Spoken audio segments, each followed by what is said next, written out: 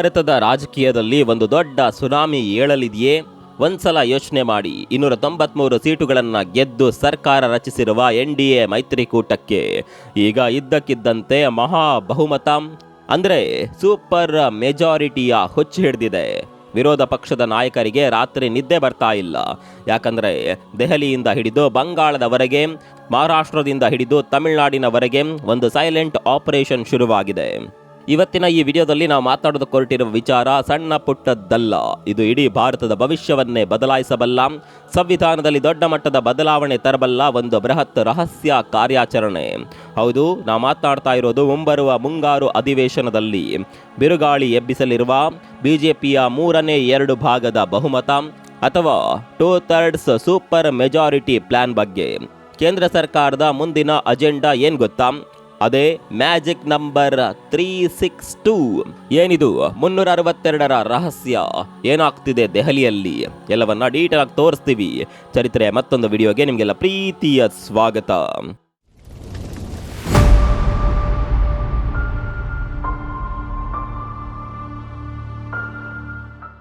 ಸ್ನೇಹಿತರೆ, ಕತೆ ಶುರುವಾಗುವುದು ಕಳೆದ ಏಪ್ರಿಲ್ 17ರಂದು.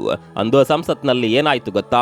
ಕೇಂದ್ರ ಸರ್ಕಾರ ಒಂದು ಅತಿ ಮುಖ್ಯವಾದ ಕ್ಷೇತ್ರ ಪುನರ್ವಿಂಗಡಣೆ ಮಸೂದೆ ಡೆಲಿಮಿಟೇಷನ್ ಬಿಲ್ ಅನ್ನ ಸಂಸತ್ನಲ್ಲಿ ಮಂಡಿಸಿತ್ತು. ಆದರೆ ಆ ಬಿಲ್ ಪಾಸ್ ಆಗಲಿಲ್ಲ, ಫೇಲ್ ಆಯಿತು. ಕಾರಣ ಏನು ಗೊತ್ತಾ?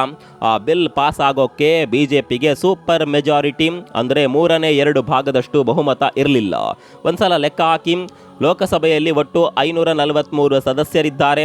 ಸದ್ಯಕ್ಕೆ NDA ಬಳಿ ಇರೋದು 293 ಸೀಟುಗಳು. ಸಂವಿಧಾನದಲ್ಲಿ ಈ ತರಹದ ದೊಡ್ಡ ತಿದ್ದುಪಡಿ ತರಬೇಕಾದ್ರೆ ಎಲ್ಲ ಸದಸ್ಯರು ಹಾಜರಿದ್ರೆ ಪಾಸ್ ಮಾಡಲು ಬರೋಬ್ಬರಿ 362 ವೋಟುಗಳು ಬೇಕು. ಏಪ್ರಿಲ್ನಲ್ಲಿ ನಡೆದ ಆ ವೋಟಿಂಗ್ ಸಮಯದಲ್ಲಿ 528 ಸದಸ್ಯರು ಹಾಜರಿದ್ರು. ಅಂದರೆ 352 ವೋಟ್ ಬೇಕಿತ್ತು. ಆದರೆ ಸರ್ಕಾರಕ್ಕೆ ಸಿಕ್ಕಿದ್ದು ಕೇವಲ 298 ವೋಟುಗಳು. ಅಲ್ಲಿಗೆ ಕೇಂದ್ರ ಸರ್ಕಾರಕ್ಕೆ ಒಂದು ವಿಚಾರ ಸ್ಪಷ್ಟವಾಯಿತು. ನಾವು 293 ಸೀಟು ಇಟ್ಕೊಂಡು ಸರ್ಕಾರ ನಡೆಸಬಹುದು, ಆದರೆ ನಮ್ಮ ಕನಸಿನ ಪ್ರಾಜೆಕ್ಟ್ಗಳನ್ನು ಜಾರಿಗೆ ತರಬೇಕು ಅಂದರೆ, ಸಂವಿಧಾನಕ್ಕೆ ತಿದ್ದುಪಡಿ ತರಬೇಕು ಅಂದರೆ ನಮಗೆ 362 ಸೀಟುಗಳು ಬೇಕೇ ಬೇಕು. ಆದರೆ ಚುನಾವಣೆ ಮುಗಿದೋಗಿದೆ. ಈಗ ಹೊಸದಾಗಿ ಸೀಟು ಗೆಲ್ಲೋದಕ್ಕೆ ಆಗಲ್ಲ. ಹಾಗಾದರೆ ಈ 362ರ ಟಾರ್ಗೆಟ್ ರೀಚ್ ಆಗೋದು ಹೇಗೆ? ಇಲ್ಲೇ ಶುರುವಾಗಿದ್ದು ನೋಡಿ. ಕೇಂದ್ರ ಗೃಹ ಸಚಿವ ಅಮಿತ್ ಶಾ ಅವರ ಅಸಲಿ ಚಾಣಕ್ಯ ನೀತಿ. ಸ್ನೇಹಿತರೆ, ರಾಜಕೀಯ ಅನ್ನೋದು ಸಂಪೂರ್ಣವಾಗಿ ಲೆಕ್ಕಾಚಾರದ ಆಟ. ಒಂದು ಕಡೆ ಸತತ ಸೋಲುಗಳಿಂದ ವಿರೋಧ ಪಕ್ಷಗಳು ಕಂಗಾಲಾಗಿವೆ. ಇನ್ನೊಂದು ಕಡೆ ಅಮಿತ್ ಶಾ ನೇತೃತ್ವದ ಚುನಾವಣಾ ಯಂತ್ರ ಒಂಚೂರು ಸಮಯ ವ್ಯರ್ಥ ಮಾಡದೆ ಸೋಲನ್ನು ಗೆಲುವಾಗಿ ಬದಲಾಯಿಸುವ ಲ್ಯಾಬ್ ಎಕ್ಸ್ಪರಿಮೆಂಟ್ ಶುರು ಮಾಡಿದೆ. ಈ ಆಪರೇಷನ್ಗೆ ಕಾಂಗ್ರೆಸ್ ಇಟ್ಟಿರುವ ಹೆಸರು ಮಹಾರಾಷ್ಟ್ರ ಮಾಡೆಲ್. ಏನಿದು ಮಹಾರಾಷ್ಟ್ರ ಮಾಡೆಲ್? 2022ರಲ್ಲಿ ಮಹಾರಾಷ್ಟ್ರದಲ್ಲಿ ಏನಾಯಿತು ಅಂತ ನಿಮಗೆಲ್ಲ ನೆನಪಿರಬಹುದು. ಉದ್ಧವ್ ಠಾಕ್ರೆ ಅವರ ಶಿವಸೇನೆಯಲ್ಲಿ ದೊಡ್ಡ ಬಿರುಕು ಬಿಡ್ತು. ಏಕನಾಥ್ ಶಿಂದೆ ಅವರು ತಮ್ಮ ಶಾಸಕರ ಪಡೆಯೊಂದಿಗೆ ಹೋಗಿ ಬಿಜೆಪಿಗೆ ಬೆಂಬಲ ಕೊಟ್ಟು ಸರ್ಕಾರ ರಚನೆ ಮಾಡಿದ್ರು. ಉದ್ಧವ್ ಠಾಕ್ರೆ ನೇತೃತ್ವದ ಮಹಾ ವಿಕಾಸ್ ಆಘಡಿ ಸರ್ಕಾರ ಧೂಳಿಪಟ ಆಯಿತು. ಆಮೇಲೆ ಶರದ್ ಪವಾರ್ ಅವರ NCP ಕೂಡ ಇಬ್ಬಾಗ ಆಯಿತು. ಅಜಿತ್ ಪವಾರ್ ಹೋಗಿ ಉಪಮುಖ್ಯಮಂತ್ರಿ ಆದರು. ಆದರೆ ನಿಮ್ಗೊಂದು ಪ್ರಶ್ನೆ ಕಾಡಬಹುದು, ಅಲ್ರಿ ಹೀಗೆಲ್ಲ ಪಕ್ಷ ಬಿಟ್ಟು ಹೋದರೆ ಅವರನ್ನು ಅನರ್ಹ ಮಾಡಲ್ವಾ? ಪಕ್ಷಾಂತರ ನಿಷೇಧ ಕಾಯ್ದೆ ಇಲ್ವಾ ಅಂತ. ಇಲ್ಲೇ ಇರೋದು ಅತಿ ದೊಡ್ಡ ಲೂಪ್ ಹೋಲ್. ಭಾರತದ ಸಂವಿಧಾನದ 10ನೇ ಶೆಡ್ಯೂಲ್ನಲ್ಲಿರುವ ಪಕ್ಷಾಂತರ ವಿರೋಧಿ ಕಾನೂನಿನ ಪ್ರಕಾರ ಒಂದು ಪಕ್ಷದ 3/2 ಭಾಗದಷ್ಟು ಸದಸ್ಯರು ಒಟ್ಟಾಗಿ ಪಕ್ಷ ಬಿಟ್ಟರೆ ಅವರ ಮೇಲೆ ಅನರ್ಹತೆ ಅಸ್ತ್ರ ಪ್ರಯೋಗ ಮಾಡುವಂತಿಲ್ಲ. ಈ ಕಾನೂನಿನ ರಕ್ಷಣೆಯನ್ನೇ ಬಳಸಿಕೊಂಡು ಈಗ ರಾಷ್ಟ್ರ ಮಟ್ಟದಲ್ಲಿ ಮಹಾ ಆಪರೇಷನ್ ನಡೆಯುತ್ತಿದೆ ಅನ್ನೋದು ಕಾಂಗ್ರೆಸ್ನ ಗಂಭೀರ ಆರೋಪ. ಈಗ ನಾವು ಹೇಳುವ ಅಂಕಿಅಂಶಗಳನ್ನು ಕೇಳಿದರೆ ನೀವು ನಿಜಕ್ಕೂ ಶಾಕ್ ಆಗ್ತೀರಾ. ದೆಹಲಿಯಲ್ಲಿ ತೆರೆಮರೆಯಲ್ಲಿ ಏನೇನು ನಡೀತಾ ಇದೆ ಗೊತ್ತಾ? ಆಮ್ ಆದ್ಮಿ ಪಕ್ಷ ಏಪ್ರಿಲ್ ತಿಂಗಳಲ್ಲಿ ರಾಘವ್ ಚಡ್ಡಾ ನೇತೃತ್ವದಲ್ಲಿ ಆಪ್ನ ಬರೋಬ್ಬರಿ 7 ರಾಜ್ಯಸಭಾ ಸಂಸದರು ಪಕ್ಷದಿಂದ ದೂರ ಸರಿದಿದ್ದಾರೆ. ಇದು ಈ ದೊಡ್ಡ ಗೇಮ್ನ ಮೊದಲ ಹೆಜ್ಜೆ ಎನ್ನಲಾಗ್ತಾ ಇದೆ. ಇನ್ನು ಪಶ್ಚಿಮ ಬಂಗಾಳದ ಲೋಕಸಭಾ ಚುನಾವಣೆಯಲ್ಲಿ ಬಿಜೆಪಿ ಸೋತಿರಬಹುದು. ಆದರೆ ಈಗ ಮಮತಾ ಬ್ಯಾನರ್ಜಿ ಅವರ ತೃಣಮೂಲ ಕಾಂಗ್ರೆಸ್ನ 28 ಸಂಸದರ ಪೈಕಿ ಬರೋಬ್ಬರಿ 20 ಲೋಕಸಭಾ ಸಂಸದರು NDA ಮೈತ್ರಿಕೂಟಕ್ಕೆ ಬೆಂಬಲ ಕೊಡಲು ತಯಾರಾಗಿದ್ದಾರೆ ಎನ್ನಲಾಗುತ್ತಿದೆ. ಇವರಲ್ಲಿ ಮಮತಾ ದೀದಿಯವರ ಅತ್ಯಂತ ಆಪ್ತರು ಕೂಡ ಇದ್ದಾರೆ. ಅಷ್ಟೇ ಅಲ್ಲ, ಉದ್ಧವ್ ಠಾಕ್ರೆ ಅವರ ಶಿವಸೇನೆ ಇವರ ಬಳಿ ಇರೋದು ಕೇವಲ 9 ಸಂಸದರು. ಇದರಲ್ಲಿ 6 ಜನ ಸಂಸದರು ಬಿಜೆಪಿಗೆ ಜಿಗಿಯುವ ಮುನ್ಸೂಚನೆ ಸಿಕ್ಕಿದೆ. ಇನ್ನು ತಮಿಳುನಾಡಿನ ಡಿಎಂಕೆ ಪಕ್ಷದ ಬಳಿ 22 ಸಂಸದರಿದ್ದಾರೆ. ಆಂಧ್ರ ಪ್ರದೇಶದ ಜಗನ್ಮೋಹನ್ ರೆಡ್ಡಿ ಅವರ ವೈಆರ್ಎಸ್ ಕಾಂಗ್ರೆಸ್ ಇದೆ ಹಾಗೂ ಅಖಿಲೇಶ್ ಯಾದವ್ ಅವರ ಸಮಾಜವಾದಿ ಪಕ್ಷದಲ್ಲೂ ಬಿರುಕು ಮೂಡುವ ಲಕ್ಷಣಗಳು ಕಾಣಿಸ್ತಾ ಇದೆ. ಡಿಎಂಕೆ ಸಂಸದರು ಸಂಸತ್ನಲ್ಲಿ ವೋಟಿಂಗ್ ಬಂದಾಗ ಕೇಂದ್ರಕ್ಕೆ ಬೆಂಬಲಿಸಬಹುದು ಅಥವಾ ವೋಟಿಂಗ್ನಿಂದ ದೂರ ಉಳಿಯಬಹುದು ಎಂಬ ಲೆಕ್ಕಾಚಾರವಿದೆ. ಈಗ ಒಂದ್ಸಲ ಮ್ಯಾಥಮೆಟಿಕ್ಸ್ ನೋಡಿ. ಎನ್ಡಿಎ ಬಳಿ ಇರೋದು 293, ಟಿಎಂಸಿಯ 20 ಸಂಸದರು ಬಂದರೆ ಎಣಿಕೆ 313 ಆಗುತ್ತೆ. ಡಿಎಂಕೆಯ 22 ಸಂಸದರು ತಟಸ್ಥರಾದರೆ ಮ್ಯಾಜಿಕ್ ನಂಬರ್ 335ಕ್ಕೆ ಏರುತ್ತೆ.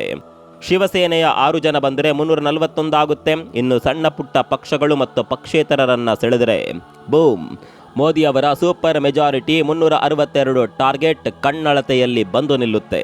ಆದರೆ ಸ್ನೇಹಿತರೆ, ಈ ಇಂಡಿಯಾ ಮೈತ್ರಿಕೂಟ ಯಾಕೆ ಹೀಗೆ ಪೇಪರ್ ಮನೆಯಂತೆ ಕುಸಿದು ಬೀಳ್ತಾ ಇದೆ?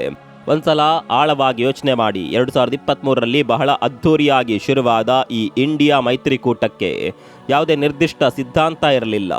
ಅವರನ್ನು ಒಟ್ಟಿಗೆ ಸೇರಿಸಿದ್ದ ಒಂದೇ ಒಂದು ಫೆವಿಕಾಲ್ ಅಂದರೆ ಅದು ಮೋದಿ ವಿರೋಧ. ಕೇವಲ ಚುನಾವಣೆಯಲ್ಲಿ ಒಬ್ಬರಿಗೊಬ್ಬರು ಸಹಾಯ ಮಾಡಿಕೊಳ್ಳಲು ಮಾತ್ರ ಅವರು ಒಂದಾಗಿದ್ರು. ಉದಾಹರಣೆಗೆ ತಮಿಳುನಾಡು ನೋಡಿ. ದಶಕಗಳಿಂದ ಡಿಎಂಕೆ ಜೊತೆ ಇದ್ದ ಕಾಂಗ್ರೆಸ್ ಈಗ ಅಲ್ಲಿ ನಟ ದಳಪತಿ ವಿಜಯ್ ಅವರ ಹೊಸ ಪಕ್ಷ ಟಿವಿಕೆ ಜೊತೆ ಮೈತ್ರಿ ಮಾಡಿಕೊಂಡಿದೆ. ಇದರಿಂದ ತಮಿಳುನಾಡಿನ ಮುಖ್ಯಮಂತ್ರಿ ಎಂಕೆ ಸ್ಟಾಲಿನ್ ಅವರು ಸಿಕ್ಕಾಪಟ್ಟೆ ಗರಂ ಆಗಿದ್ದಾರೆ. ತಮಿಳುನಾಡಿನಲ್ಲಿ ಕಾಂಗ್ರೆಸ್ ಗೆದ್ದಿರೋದು ನಮ್ಮ ಕಾರ್ಯಕರ್ತರ ಬೆವರಿನಿಂದ, ನಮ್ಮ ವೋಟಿನಿಂದ. ಈಗ ಕಾಂಗ್ರೆಸ್ ನಮಗೆ ವಿಶ್ವಾಸ ದ್ರೋಹ ಮಾಡಿದೆ ಅನ್ನೋದು ಡಿಎಂಕೆ ಕಾರ್ಯಕರ್ತರ ಆಕ್ರೋಶ. ಇದರ ಪರಿಣಾಮ ಲೋಕಸಭೆಯಲ್ಲಿ ಡಿಎಂಕೆ ಸಂಸದರು ಹೊಸ ಜಾಗದಲ್ಲಿ ಕೂರಲಿದ್ದಾರೆ. ಅವರ ನಾಯಕಿ ಕನಿಮೋಳಿ ಅವರು ಪ್ರತ್ಯೇಕ ಆಸನ ವ್ಯವಸ್ಥೆಗಾಗಿ ಕಾಗದ ಕೂಡ ಕೊಟ್ಟಿದ್ದಾರೆ. ಇನ್ನು ಬಂಗಾಳದ ಕತೆ ಕೇಳಿ. ಸ್ವಂತ ರಾಜ್ಯದಲ್ಲೇ ಸೋಲು ಕಂಡ ಮಮತಾ ಬ್ಯಾನರ್ಜಿ ಈಗ ಸೋನಿಯಾ ಗಾಂಧಿ ಮನೆ ಬಾಗಿಲಿಗೆ ಹೋಗಿದ್ದಾರೆ. ತೃಣಮೂಲ ಕಾಂಗ್ರೆಸ್ ಅನ್ನ ಕಾಂಗ್ರೆಸ್ ಜೊತೆ ವಿಲೀನ ಮಾಡ್ತಾರೆ. ಮಮತಾಗೆ ಉಪಾಧ್ಯಕ್ಷ ಸ್ಥಾನ ಸಿಗುತ್ತೆ ಅನ್ನುವ ವದಂತಿಗಳು ಕೂಡ ಹಬ್ಬಿವೆ. ಆದರೆ ಬಂಗಾಳದ ಕಾರ್ಯಕರ್ತರು ಇದಕ್ಕೊಪ್ಪುತ್ತಿಲ್ಲ. 15 ವರ್ಷಗಳಿಂದ ಮುಚ್ಚಿದ್ದ ಸಿಪಿಎಂ ಕಾಂಗ್ರೆಸ್ ಆಫೀಸ್ಗಳು ಈಗ ಬಂಗಾಳದಲ್ಲಿ ಮತ್ತೆ ಓಪನ್ ಆಗ್ತಿವೆ. ಈಗ ಅತಿ ಮುಖ್ಯವಾದ ಪ್ರಶ್ನೆ, ಸರಿ 362 ಸೀಟುಗಳನ್ನು ಬಿಜೆಪಿ ಹೇಗೋ ಮ್ಯಾನೇಜ್ ಮಾಡ್ತು ಅಂದ್ಕೊಳ್ಳಿ, ಮುಂದೇನು ಮಾಡ್ತಾರೆ? 3/2 ಭಾಗ ಬಹುಮತ ಬಂದರೆ ಬಿಜೆಪಿ ಏನು ಮಾಡುತ್ತೆ ಅನ್ನೋದೇ ಈಗ ವಿರೋಧ ಪಕ್ಷದವರ ಹೊಟ್ಟೆಯಲ್ಲಿ ಬೆಂಕಿ ಹುಟ್ಟಿಸಿರುವ ಪ್ರಶ್ನೆ. ಮುಂದಿನ ಮುಂಗಾರು ಅಧಿವೇಶನದಲ್ಲಿ ಕೇಂದ್ರ ಸರ್ಕಾರದ ಅತಿ ದೊಡ್ಡ ಅಜೆಂಡಾ ಅಂದರೆ ಮಂಡಲ ಪುನರ್ವಿಂಗಡಣೆ ಮಸೂದೆ ಪಾಸ್ ಮಾಡೋದು. ಇದರ ಮೂಲಕ ಪ್ರಸ್ತುತ ಇರುವ 543 ಲೋಕಸಭಾ ಸೀಟುಗಳ ಸಂಖ್ಯೆಯನ್ನು ಗರಿಷ್ಠ 850ಕ್ಕೆ ಏರಿಸುವ ಗುರಿ ಇದೆ. ಬಿಜೆಪಿ ಇದನ್ನು ಸಾಂವಿಧಾನಿಕ ಬಾಧ್ಯತೆ ಅಂತ ಹೇಳಿದರೆ, ದಕ್ಷಿಣ ಭಾರತದ ನಾಯಕರು ಮತ್ತು ವಿರೋಧ ಪಕ್ಷಗಳು ಇದನ್ನು ಬೇರೆಯದ್ದೇ ದೃಷ್ಟಿಯಲ್ಲಿ ನೋಡ್ತಿವೆ. ಇದು ಹಿಂದಿ ಬೆಲ್ಟ್ ನಾಯಕರಿಗೆ ಸಂಸತ್ನಲ್ಲಿ ಶಾಶ್ವತವಾದ ಸ್ಥಾನ ಕೊಡುವ ಪ್ಲಾನ್, ಜನಸಂಖ್ಯೆ ಆಧಾರದ ಮೇಲೆ ಸೀಟು ಹೆಚ್ಚು ಮಾಡುವ ತಂತ್ರ ಅಂತ ಅವರು ಆರೋಪ ಮಾಡ್ತಿದ್ದಾರೆ. ಇದು ಮಾತ್ರವಲ್ಲ, ಒಂದ್ಸಲ ಸೂಪರ್ ಮೆಜಾರಿಟಿ ಸಿಕ್ಕರೆ ಲೋಕಸಭೆ ಮತ್ತು ವಿಧಾನಸಭಾ ಚುನಾವಣೆಗಳನ್ನು ಒಟ್ಟಿಗೆ ನಡೆಸುವ ಒಂದು ದೇಶ ಒಂದು ಚುನಾವಣೆ ಜಾರಿಗೆ ಬರಲಿದೆ. ಇದರ ಬೆನ್ನಲ್ಲೇ ಏಕರೂಪ ನಾಗರಿಕ ಸಂಹಿತೆ ಮತ್ತು ರಾಷ್ಟ್ರೀಯ ಪೌರತ್ವ ನೋಂದಣಿಯಂತಹ ಮಹತ್ವದ ಹಾಗೂ ವಿವಾದಾತ್ಮಕ ಬಿಲ್ಗಳು ಪಾಸ್ ಆಗಲಿವೆ ಅನ್ನೋದು ವಿಪಕ್ಷಗಳ ಆತಂಕ.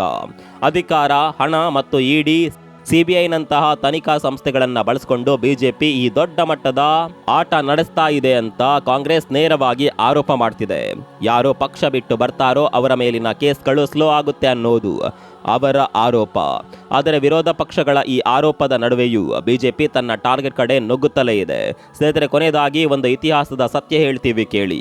ಭಾರತಕ್ಕೆ ಸ್ವಾತಂತ್ರ್ಯ ಸಿಕ್ಕ ಮೇಲೆ ಕೇಂದ್ರ ಸರ್ಕಾರಗಳು ಆರ್ಟಿಕಲ್ 356 ಬಳಸಿ ಬರೋಬ್ಬರಿ 90ಕ್ಕೂ ಹೆಚ್ಚು ಬಾರಿ ರಾಜ್ಯ ಸರ್ಕಾರಗಳನ್ನು ವಜಾ ಮಾಡಿವೆ.